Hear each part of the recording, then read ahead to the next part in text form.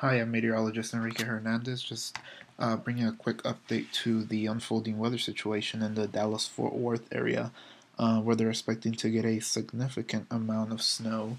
And just wanted to analyze current radar image currently. So this is the Metroplex right here. We have a little bit of a heavy activity off towards the west of the Metroplex.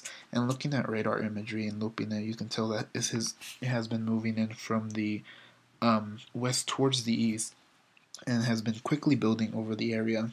Currently, most of these locations are above freezing, but as these locations continue to see a drop in temperature, we'll transition into more of a sleet into snow event for many of us. And in order to look at that, we look at the correlation coefficient. And I've been looking at this for about the past hour. And as we see here, the bright band that we call this around the Metroplex is the melting layer where we have snow coming down, melting into sleet and eventually rain. And so currently around the DFW area with this melting layer, currently it's around 4,000 feet as I'm looking at it on radar scope. I'm unable to pull up an estimation here on the College of DuPage dual products. So looking at this, we have about a melting layer at about 4,000 feet currently, so mostly rain in the DFW area right now, probably some sleet mixing in since temperatures are pretty close to freezing but not at or below freezing currently. So wouldn't expect much of a problem yet, but as this melting layer does continue reaching the ground overnight, we'll see that transition into sleet.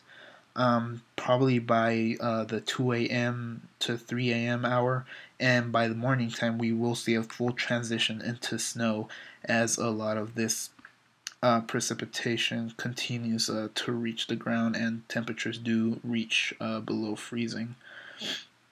And looking also at differential reflectivity, this also tells me that we're looking at mostly rain at the moment.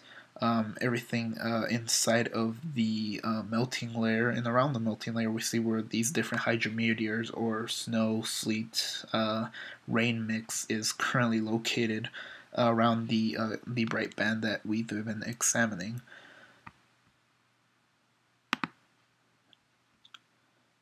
So as we look at the hydrometer classification, pretty much tells me the story I've been telling you. A little bit of a mix up towards the out towards the west of the city, and this will be moving in. This is probably where we have the bright band areas where we're more likely to see that intense sleet into freezing rain, and yes, I am correct.